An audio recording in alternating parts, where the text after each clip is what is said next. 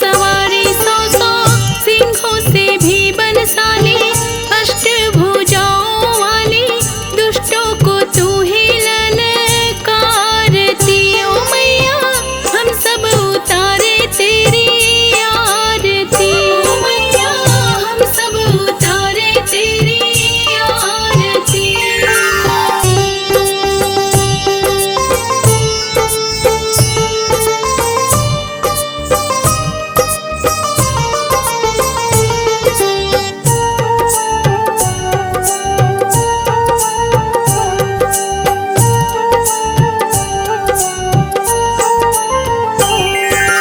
माँ बेटे का है इस जग में बड़ा ही निर्मल नाता, बड़ा ही निर्मल नाता।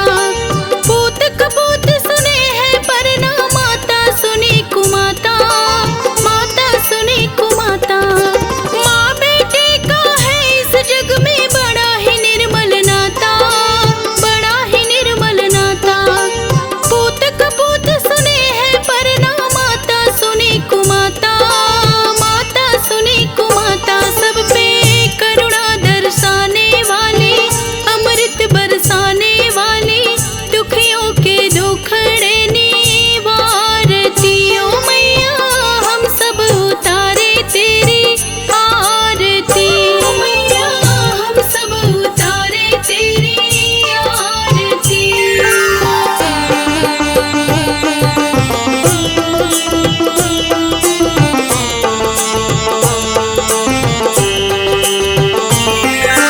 नहीं मांगते धन और दौलत, ना चांदी ना सोना, ना चांदी ना सोना।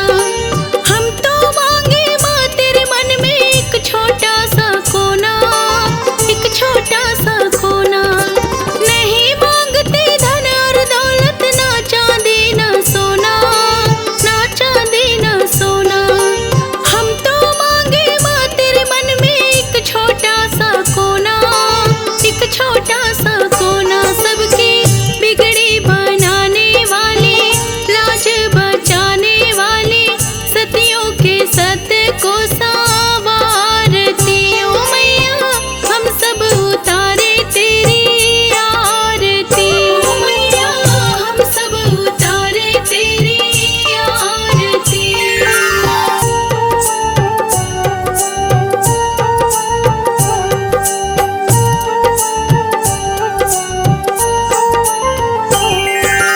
चरण शरण में खड़े तुम्हारी, ले पूजा की थाली, ले पूजा की थाली। वरद हस्त सर पर रख दो माँ, संकट हरने वाली, संकट हरने वाली। चरण शरण में खड़े तुम्हारी, ले पूजा की थाली, ले पूजा की थाली। वरद हस्त सर पर रख दो माँ, संकट हरने वाली, संकट हरने वाली। माँ भर दो भक्ति रस प्याली, अष्टभुजाओं वाली, दुखियों के दुखड़े निवारती। ओ मैया हम सब उतारे तेरी आरती। ओ मैया हम सब उतारे तेरी आरती।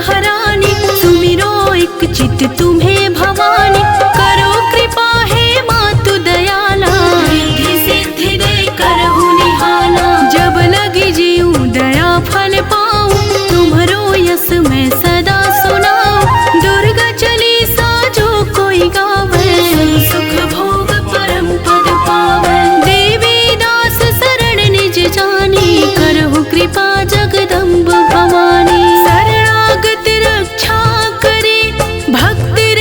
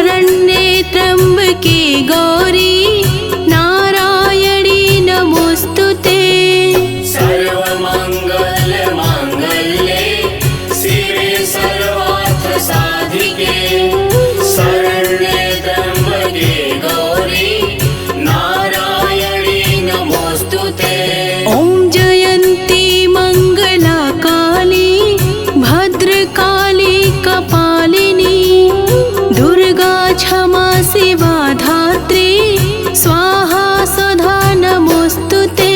ॐ जयन्ती मङ्गला काली भद्रकाली कपालिनी दुर्गा क्षमा शिवा धात्री स्वाहा स्वधा नमोस्तुते। या देवी सर्वभूतेषु शक्तिरूपेण संस्थिता नमस्तस्यै नमस्तस्यै नमस्तस्यै नमो नमः। या देवी सर्वभूतेषु शक्तिरूपेण संस्थिता नमस्तस्यै नमस्तस्यै नमस्तस्यै नमो नमः। या देवी सर्वभूतेषु लक्ष्मीरूपेण संस्थिता नमस्तस्यै नमस्तस्यै नमस्तस्यै नमो नमः। या देवी सर्वभूतेषु लक्ष्मीरूपेण संस्थिता नमस्तस्यै नमस्तस्यै नमस्तस्यै नमो नमः। या देवी सर्वभूतेषु मातृरूपेण संस्थिता नमस्तस्यै नमस्तस्यै नमस्तस्यै नमो नमः। या देवी सर्वभूतेषु मातृरूपेण संस्थिता नमस्तस्यै नमस्तस्यै नमस्तस्यै नमो नमः। या देवी सर्वभूतेषु दयारूपेण संस्थिता नमस्तस्यै नमस्तस्यै नमस्तस्यै नमो नमः। या देवी सर्वभूतेषु दयारूपेण संस्थिता नमस्तस्यै नमस्तस्यै नमस्तस्यै नमो नमः। या देवी सर्वभूतेषु बुद्धिरूपेण संस्थिता नमस्तस्यै नमस्तस्यै नमस्तस्यै नमो नमः। या देवी सर्वभूतेषु बुद्धिरूपेण संस्थिता नमस्तस्यै नमस्तस्यै नमस्तस्यै नमो नमः। या देवी सर्वभूतेषु शान्तिरूपेण संस्थिता नमस्तस्यै नमस्तस्यै नमस्तस्यै नमो नमः।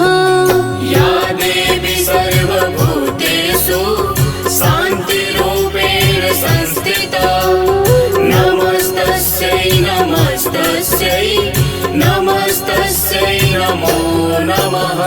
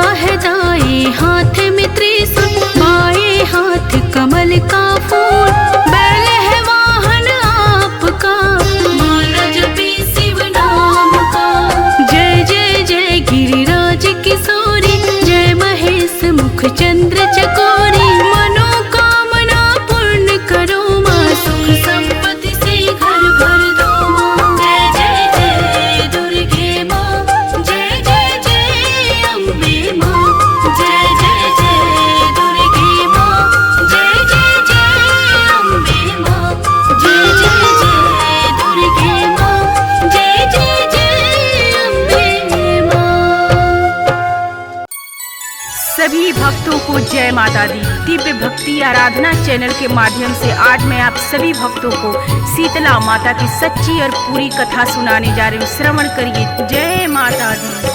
अमर कथा है शीतला माँ की, सुन लो भक्तों ध्यान लगा। देवलोक से चली भवानी, चली धरा पर बनी सहाय। गगन मंडल से मात शीतला, पृथ्वी लोक की प्रस्थान। ढूंढ रही माँ अपना मंदिर, गाँव डोंगरी राजस्थान। ढूंढ रही माँ अपना मंदिर, गाँव डोंगरी राजस्थान। कौन मेरी पूजा करता है, कौन मुझे करता है ध्यान। कहीं नहीं मेरा मंदिर, चौरा देख रही घर बार। घूम रही थी माँ गलियों में, देख रही हर घर दरबार।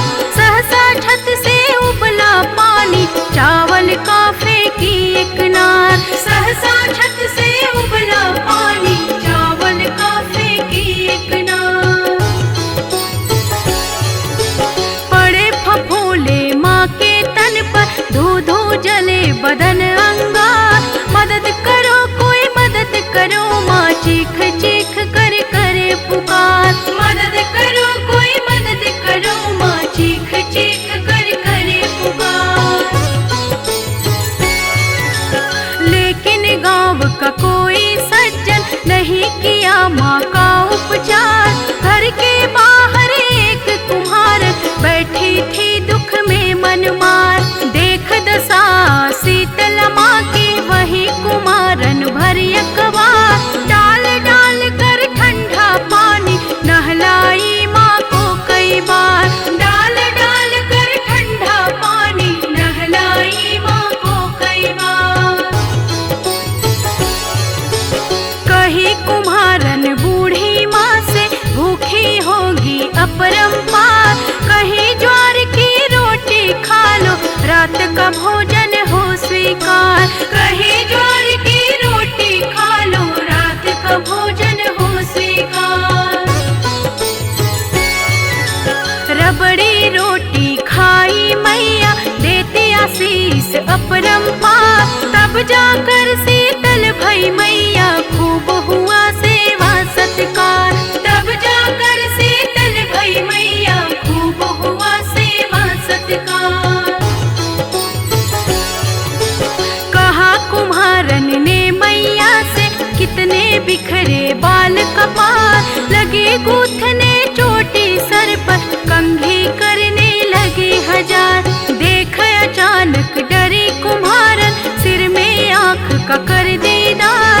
लगी भागने हाथ छुड़ा के, घबराई नारी लाचार। लगे भागने हाथ छुड़ा के, घबराई नारी लाचार। रुक जा बेटी ठहरो बेटी, करे शीतला करुण पुकार। ना मैं भूत प्रेत पैसाचन, डरो नहीं आओ निज द्वार। ना मैं भूत प्रेत पैसाचन, डरो नहीं आओ निज द्वार। मैं हूँ माता देवी शीतला, धरती पर आई यही साथ। कौन मेरी पूजा करता है, मंदिर चौरा का रखवार। कौन मेरी पूजा करता है, मंदिर चौरा का रखवार। इतना कहकर मात शीतला, चार भुजा में ले अवतार। स्वर्ण मुकुट तन हीरे मोती, असली रूप प्रचंड प्रहार। स्वर्ण मुकुट तन हीरे मोती, असली रूप प्रचंड प्रहार। माँ के दर्शन कर कुम्हारन, ओटन लगी लीलार कपार। हूँ गरीब तुझे कहाँ बिठाऊं, नैना बहे अश्रु के धार। हूँ गरीब तुझे कहाँ बिठाऊं, नैना बहे अश्रु के धार। ना चौकी ना साधन घर में, ना कोई आसन है मेरी माँ। हाथ जोड़ कर खड़े कुम्हारन, क्षमा करो हे माँ एक बार। हाथ जोड़ कर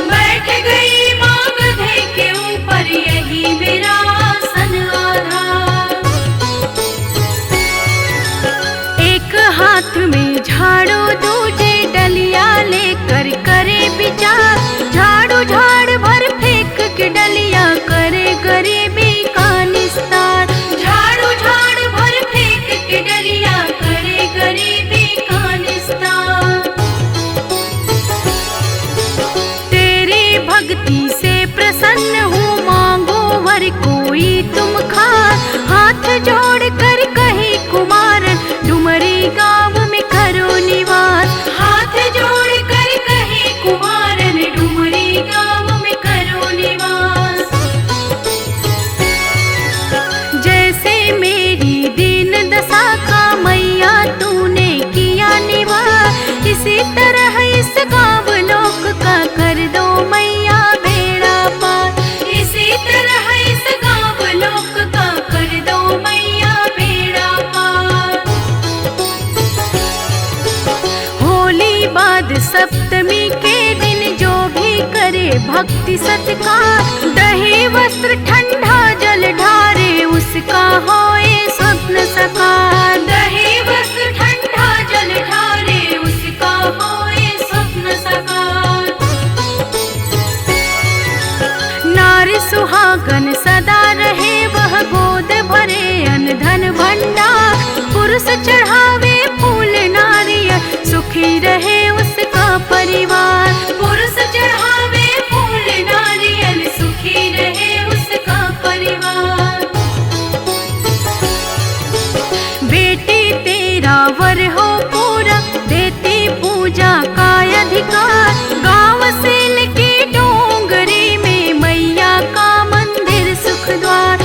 गाँव सेल की डोंगरी में मैया का मंदिर सुख द्वार। मेला लगता धाम शीतला दिवस सप्तमी को हर बार। पूर्ण कामना सबकी होती जो धावे माँ के दरबार। पूर्ण कामना सबकी होती जो धावे माँ के दरबार।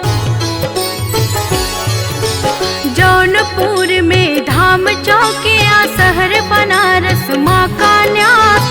करे शीतला धाम को सांबे देश विदेश करे अरदास। करे शीतला धाम को सांबे देश विदेश करे अरदास। अदलपुरा में धाम शीतला बुढ़िया माई हथियारा। अहरौरा मिर्जापुर मैया बसे खोह मेले विश्राम। अहरौरा मिर्जापुर मैया बसे खोह मेले विश्राम। ढोलक ताल मजीरा बाज निस दिन मैया के दरबार। जो नित दिन भजन सुनावे भर देती अन्न धन घर द्वार। जो नित दिन ये भजन सुनावे भर देती अन्न धन घर द्वार। अमर कथा है शीतला माँ की सुन लो भक्तों ध्यान लगा। दैवलोक से चली भवानी चली धरा पर भई सहार। दैवलोक से चली भवानी चली धरा पर भई सहार। दैवलोक से चली भवानी चली धरा पर भई सहार। दैवलोक से चली भवानी चली धरा पर भई सहार। आ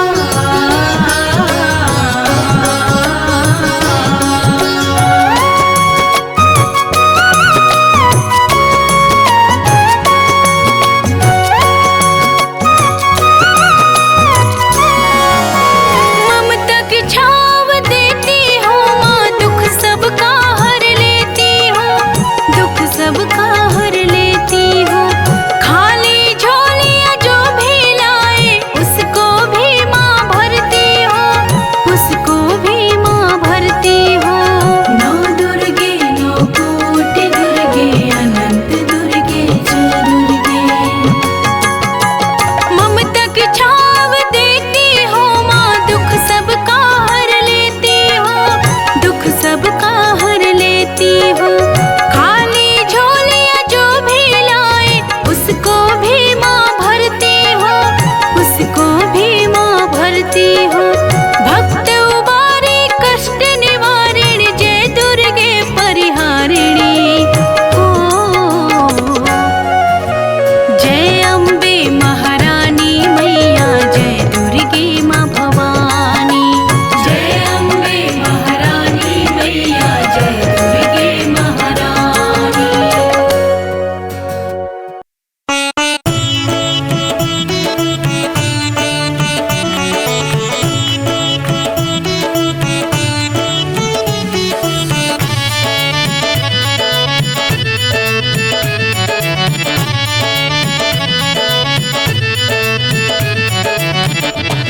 लगन माँ से लगा बैठे जो होगा देखा जाएगा। लगन माँ से लगा बैठे जो होगा देखा जाएगा।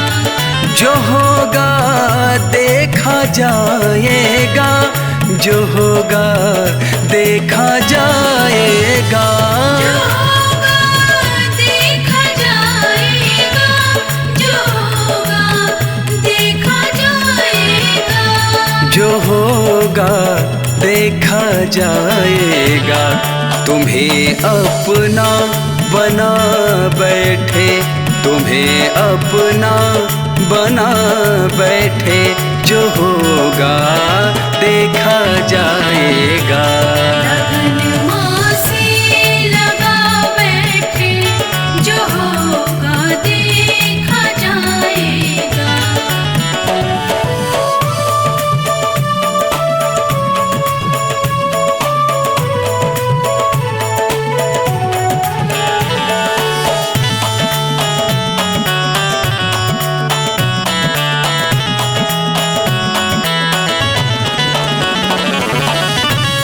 दीवाने बन गए माँ के तो फिर दुनिया से क्या मतलब। दीवाने बन गए माँ के तो फिर दुनिया से क्या मतलब। दीवाने बन गए माँ के तो फिर दुनिया से क्या मतलब। दीवाने बन गए माँ के तो फिर दुनिया से क्या मतलब। तो फिर दुनिया से क्या मतलब। तेरी गलियों में आ बैठे, तेरी गलियों में आ बैठे जो होगा देखा जाएगा। लगन माँ से लगा बैठे जो होगा देखा जाएगा।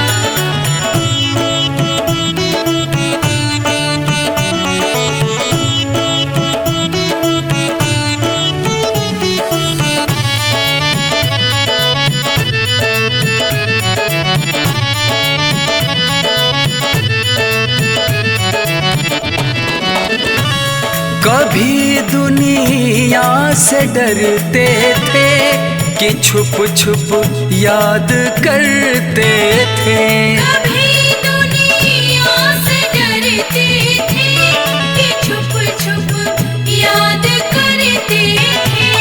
कभी दुनिया से डरते थे कि छुप छुप याद करते थे। कभी दुनिया से डरते थे कि छुप छुप याद करते थे। कि छुप छुप याद करते थे।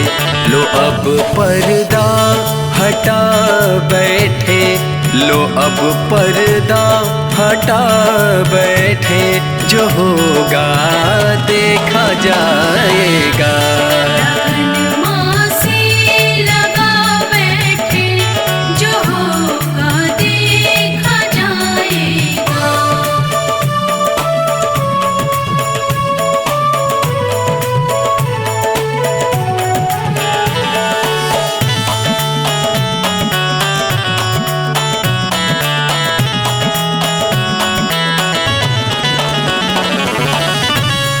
कभी ये ख्याल था दुनिया हमें बदनाम कर देगी। कभी ये ख्याल था दुनिया हमें बदनाम कर देगी। कभी ये ख्याल था दुनिया हमें बदनाम कर देगी। कभी ये ख्याल था दुनिया हमें बदनाम कर देगी। हमें बदनाम कर देगी।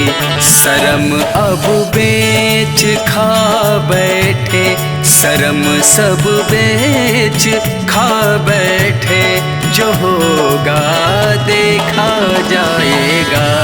लगन माँ से लगा बैठे, जो होगा देखा जाएगा। जो होगा देखा जाएगा, जो होगा देखा जाएगा। देखा जाएगा, जो होगा देखा जाएगा। जो होगा देखा जाएगा। तुम्हें अपना बना बैठे, तुम्हें अपना बना बैठे, जो होगा देखा जाएगा। लगन माँ से लगा बैठे, जो होगा देखा जाएगा। लगन माँ से लगा बैठे, जो होगा देखा जाएगा।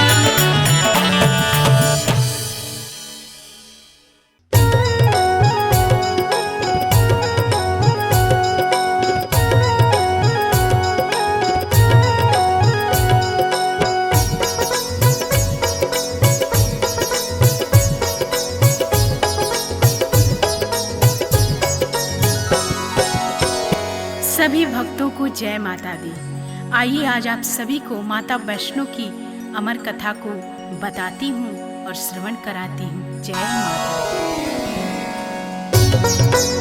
दी। माँ वैष्णो जी की अमर कहानी का इतिहास सुनाती हूँ। कैसे हुआ वध भैरवनाथ का पावन गाथा गाती हूँ। कैसे हुआ वध भैरवनाथ का पावन गाथा गाती हूँ। जय माता दी। गुरु गोरखनाथ का शिष्य भैरवनाथ बहुत बड़ा शक्तिशाली व बलशाली अघोरी था। तामसी भोजन करता था और सिवा अपने गुरु के भैरवनाथ किसी से नहीं डरता था। तपोधारी था भैरवनाथ, बहुत बड़ी तपस्या करता था। बिना तंत्र साधना के भैरवनाथ का एक दिन भी नहीं बीतता था। पर इसी के साथ साथ वह बहुत बड़ा घमंडी था। उसका ये मानना था कि वो तीनों लोक का स्वामी है, आंधी है, तूफान है। और ऐसे घमंडी भैरवनाथ का किस प्रकार माँ ने वध किया, आइए आप सभी को पूरी कथा बताती हूँ। श्रीधर नाम के एक ब्राह्मण थे और माँ वैष्णो के बहुत बड़े पुजारी थे। बहुत ही दीनहीन हालत थी उनकी, लगता था जैसे बहुत बड़े भिखारी हैं। सुबह शाम दिन रात माँ की भक्ति में लीन रहते थे। एक दिन श्रीधर कहीं जा रहे थे, अचानक से उनके साथ एक बहुत बड़ी घटना घटी। आइए उस घटना के बारे में आप सभी को आगे की कथा में श्रवण कराती हूँ। जय माता दी।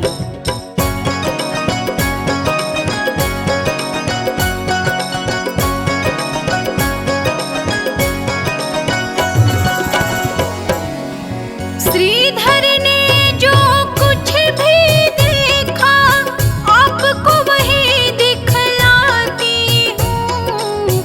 माँ वैष्णो जी की अमर कहानी का इतिहास सुनाती हूँ।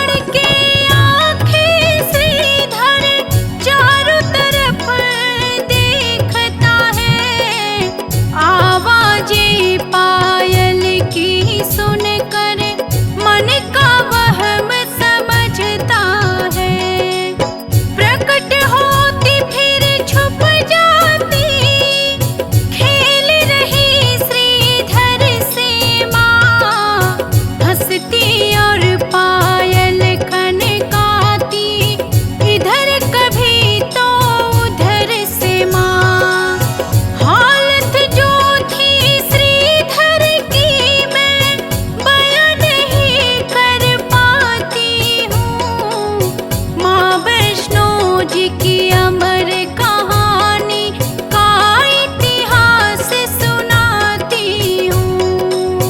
माँ वैष्णो जी की अमर कहानी का इतिहास सुनाती हूँ।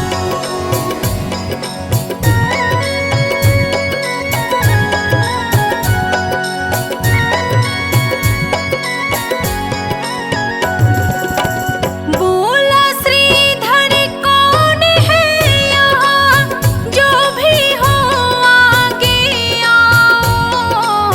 कृपा करके दर्शन दे दो मुझे और ना भरमाओ। झट से प्रकट हो गई माता पंडित श्रीधर के आगे। गौर से देखो माँ की महिमा, अब क्या होता है आगे। भक्ति और शक्ति का भक्तों सुंदर दृश्य दिखाती हूँ। माँ वैष्णो जी की अमर कहानी का इतिहास सुनाती हूँ। माँ वैष्णो जी की अमर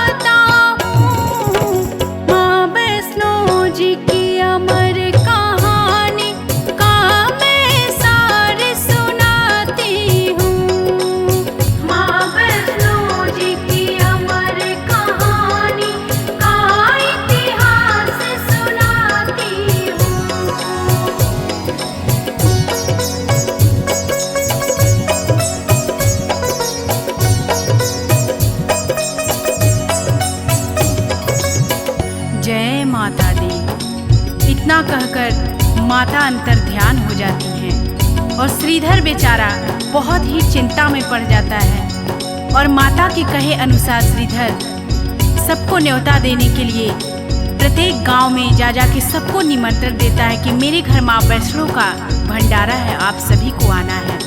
और माता के कहे अनुसार गोरखनाथ और उनके शिष्य भैरव को भी निमंत्रण देने के लिए श्रीधर उनके आश्रम में पहुंचता है।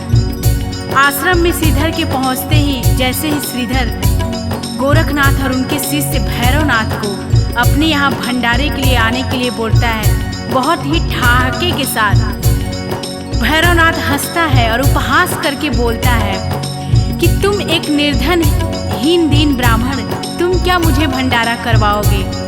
मैं जहाँ भी भंडारे के लिए जाता हूँ खाने, वहाँ पे भोजन अपने आप ही कम पड़ जाता है।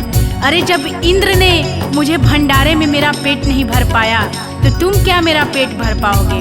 भैरवनाथ की बात सुनकर के श्रीधर चुपचाप वहाँ से चले आते हैं और आखिरकार भंडारे का दिन भी सामने आ जाता है। भंडारे वाले दिन सभी लोग, जितने लोगों को श्रीधर ने निमंत्रण दिया था, सभी बारी बारी से श्रीधर के दरवाजे पे आना स्टार्ट कर देते हैं। और फिर गुरु गोरखनाथ जी भी अपने शिष्य भैरवनाथ के साथ श्रीधर के दरवाजे पे पधारते हैं। सभी भंडारे के इंतजार में पात में बैठ जाते हैं और तभी ठहाका लगा करके भैरवनाथ बहुत तेज से हंसता है और श्रीधर का उपहास करता है। तभी गोरखनाथ जी क्रोध में होते हैं और बोलते हैं कि ए भैरव, तुम इस तरीके से श्रीधर का उपहास मत उड़ाओ। अपनी इस तरीके की बेइज्जती देखकर हाथ जोड़कर श्रीधर माता की मूर्ति के आगे बैठ जाते हैं। हे माँ, जगत जननी, कल्याण करने वाली माँ, आप ही मेरी नैया को पार लगाओ माँ। इतना सुनते ही माता किस प्रकार अपनी चमत्कार दिखाती हैं, आइए आगे की कथा में आप सभी को सुनाते हैं।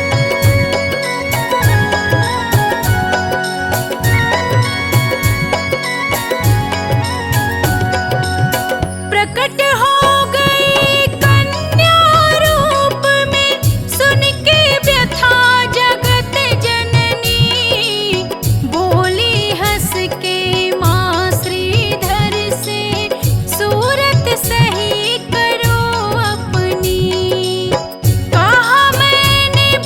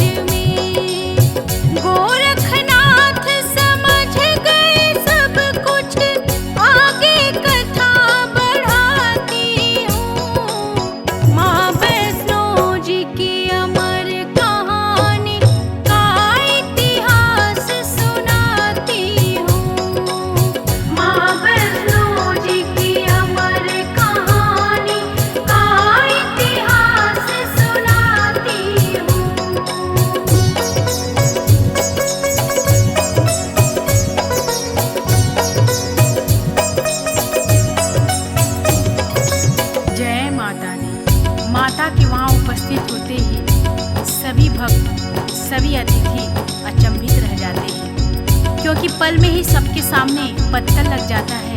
पत्तलों में 56 प्रकार के पकवान सज जाते हैं। सभी पेट भर करके हंसी खुशी आनंद होकर सभी पकवानों का आनंद उठाते हैं। लेकिन भैरवनाथ शंका में डूब जाता है कि आखिर कौन है ये इतनी तेज वाली अद्भुत सी कन्या जो कि इस गरीब निर्धन ब्राह्मण के घर में आकर के इतना बड़ा भंडारा करवा रही है। तभी गरज करके भैरवनाथ बोलता है कि हे कन्या, मैं मांस और मदिरा का भोजन करता हूँ।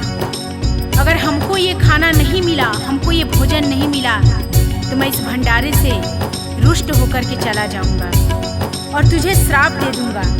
इतना सुनते ही क्रोध में आकर माता बोलती है कि हे भैरव, ये वैष्णव का भंडारा है और ये एक ब्राह्मण के घर का भंडारा है।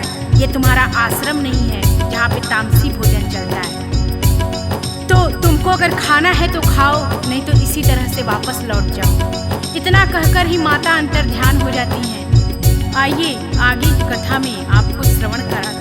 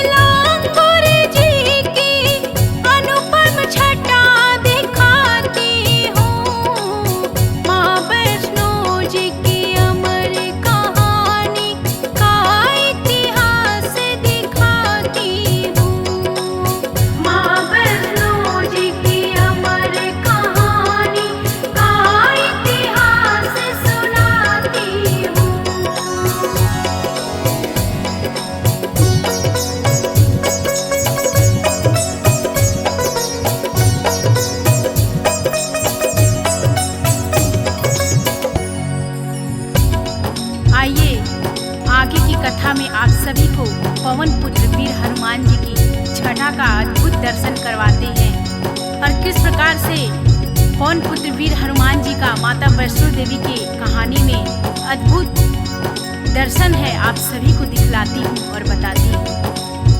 पर्वत की एक शिला पे वीर लांगुर हनुमान जी बैठे रहते हैं और माता के और भैरवनाथ के जो खेल चल रहा है उसको बहुत ही भली भांति जानते हैं और माता को पहचान जाते हैं वीर लांगुर हनुमान जी की माँ वैष्णो है।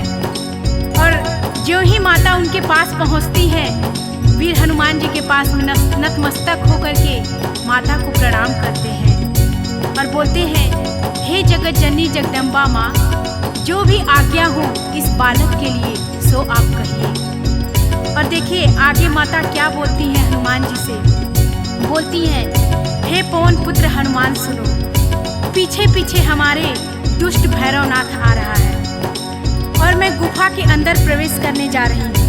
और जब तक मैं गुफा के बाहर ना आ जाऊँ तब तक तुम इस गुफा के द्वार की रखवाली करते रहना। इतना कह कर के माता गुफा के अंदर चली जाती है और पीछे पीछे पवन वेग से भैरवनाथ भी वहीं पे आ जाता है और गुफा के आगे पवन पुत्र का पहरा लगा रहता है।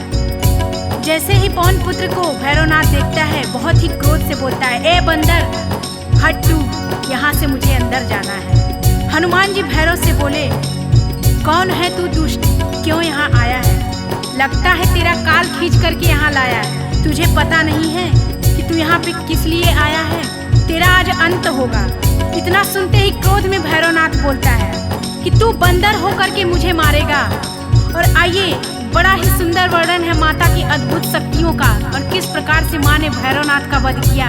आगे की कथा में आप सभी को श्रवण कराती हूँ।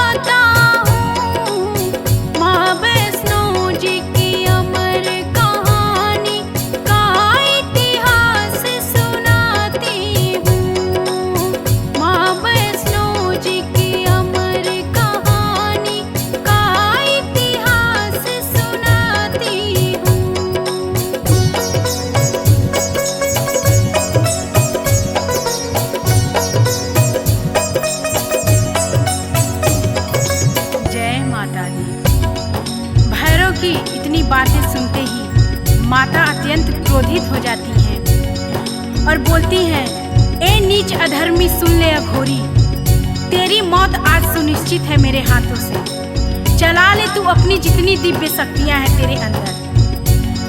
फिर माता का और भैरव का द्वंद्व युद्ध हुआ और फिर माता ने त्रिशूल चलाया और जैसे ही माता का त्रिशूल चलता है वैसे ही शैतान भैरव का शीश कट के तुरंत वही पृथ्वी पर गिर जाता है। सर्वहीन धर जैसे ही पृथ्वी पर पड़ता है बोल रहा है, माँ क्षमा करो, दया करो माँ, हे जगत जननी माँ, मैंने आपको पहचानने में बहुत बड़ी भूल कर दी। मैं अहंकार में था, मैं आपको नहीं पहचान पाया माँ कि माँ आप वैष्णो माँ हैं। आप मुझे दंड दो माँ, उद्धार करो माँ, क्षमा करो माँ, और आइए आगे क्या होता है आप सभी को कथा में श्रवण करा दें।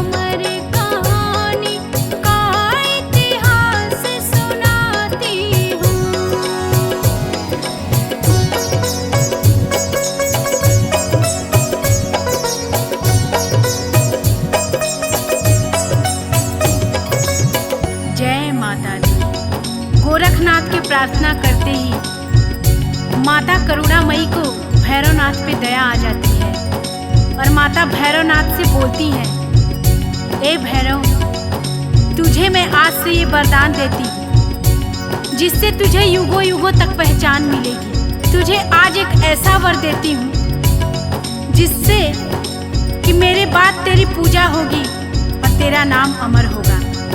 और माँ ऐसा वरदान देती है कि अगर मेरे दर्शन करने के बाद जो तुम्हारा दर्शन नहीं करेगा उसकी यात्रा और उसका दर्शन अधूरा रह जाएगा। मेरा दर्शन करे या ना करे पर तेरा दर्शन जरूरी है।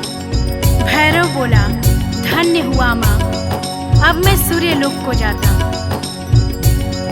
भक्तों, जिस प्रकार करुणामयी माता ने दुष्ट शैतान भैरव का उद्धार किया, उसी प्रकार जगत जननी माँ से मैं अपने सभी भक्तों के लिए प्रार्थना करती हूँ। हे माँ, सबका उद्धार करो माँ, पूरे जगत का कल्याण करो माँ। जो भी क्षमा के योग्य हैं उनको क्षमा प्रदान करो माँ। जिससे भी कोई भूल हुई है उनके भूल को माफ करो माँ। आप जग कल्याणी हो माँ, आप पाप नाशिनी हो माँ, आप जगत तारिणी हो माँ। हाथ रखो माँ हमारे सिर पे, कल्याण करो माँ। मैं अंकिता आपके चरणों में शीश झुकाती हूँ माँ, कल्याण करो माँ। जो भी इस कथा में मेरे से त्रुटि हुई होगी, आप सभी भक्तों से और माता रानी से क्षमा प्रार्थी हूँ। प्रेम से बोलिए जय माता दी, जय वैष्णो।